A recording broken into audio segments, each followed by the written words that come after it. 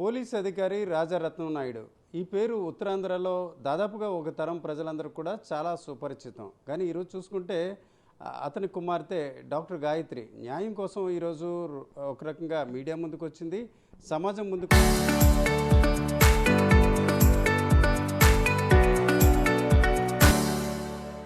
వచ్చింది, పోరాటం చేస్తున్నారు. అమ్మ, ఇది ఒక బ్యాడ్ సిచ్యువేషన్, ఎవరికి రాకూడదు. మీ డాడీ చాలామందికి ఎంతో కొంత, అందరికీ ఉత్తరాంధ్ర ప్రజలందరికీ కూడా బాగా పరిచయం, ఎంతో కొంతమందికి న్యాయం చేశారు. బట్ ఇట్లాంటి సిచ్యువేషన్ అంటే ఒక పోలీస్ డిపార్ట్మెంట్, పోలీస్ అధికారి కుమార్తె మీరు, ఇలాంటి సిచ్యువేషన్ ఎప్పుడైనా వస్తుందని ఎక్స్పెక్ట్ చేశారు మీరు? సార్ నేనైతే ఎప్పుడు ఎక్స్పెక్ట్ చేయలేదు సార్. డాడీ ఉండుంటే ఇలాంటి సిచ్యువేషన్ కూడా రాకపోయేది నాకు.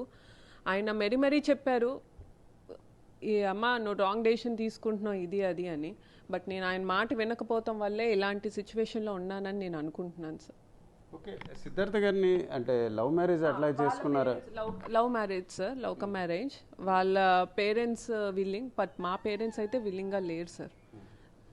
ఓకే, ఎక్కడమ్మా పరిచయం అయింది? అంటే మీరు చదువుకునే టైంలో పరిచయం ఇట్లాగా ప్రేమ అట్లాగా మ్యారేజ్కి ఇట్లా దారి తీసిందా?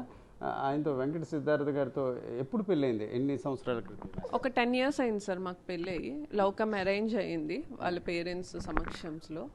సో మా డాడీ ఉంటే నాకు ఇలాంటి పరిస్థితి అయితే వచ్చేది కాదు సార్. అది కూడా డిపార్ట్మెంట్ వాళ్ళకి ఇలాంటి పరిస్థితి వస్తే అది ఎలా తీసుకోవాలో కూడా అర్థం కావట్లేదు మా అలాంటి వాళ్ళకి.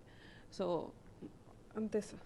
ఓకే అమ్మ, చూడండి, అంటే ఇప్పుడు ఒక 10 years బ్యాక్ మీ ఇద్దరికి మ్యారేజ్ అయింది. పాప 23 years, అంటే 23 months, అంటే ఒక 2 years జస్ట్.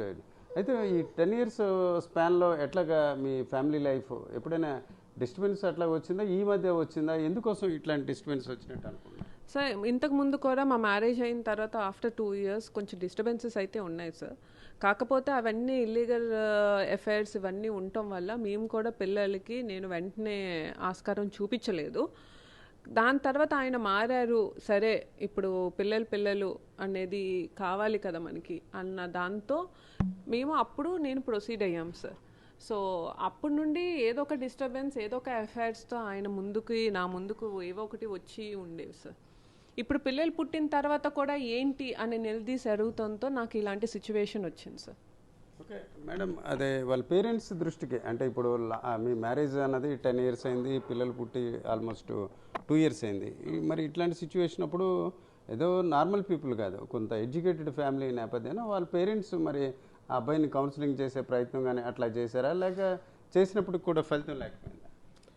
సార్ వాళ్ళ పేరెంట్స్కి నాకు తెలిసేక ముందు కానివ్వండి, నాకు తెలిసిన తర్వాత కానివ్వండి, మా పేరెంట్స్ తెలియకపోయినా వాళ్ళ పేరెంట్స్కి దృష్టిలోకి మేము తీసుకుని వెళ్ళిన తర్వాత ఏదో కౌన్సిల్ లాగా చేసి పెద్ద నాకేమీ అవుట్పుట్ ఏమీ కనిపించేది అయితే ఏమీ కాదు సార్.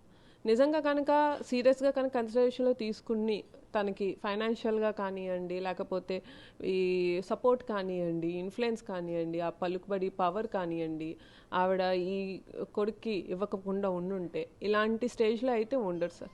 కేవలం అవే ఆయన్ని డిస్టర్బ్ చేసి ఆయన్ని ఈ స్టేజ్లోకి తీసుకుని ఆ ఇన్ఫ్లుయెన్స్లు కానివ్వండి, ఆ ఫైనాన్షియల్ ఆస్పెక్ట్ కానివ్వండి, ఆ స్పోర్ట్స్ బైక్స్ కానివ్వండి, ఇవన్నీ ఆయన్ని వేరే తప్పుదారిలో పట్టిస్తూ ఆ ఎంకరేజ్మెంట్ అనేది కాకపోయి ఉంటే అది వేరేలా ఉండేది సార్.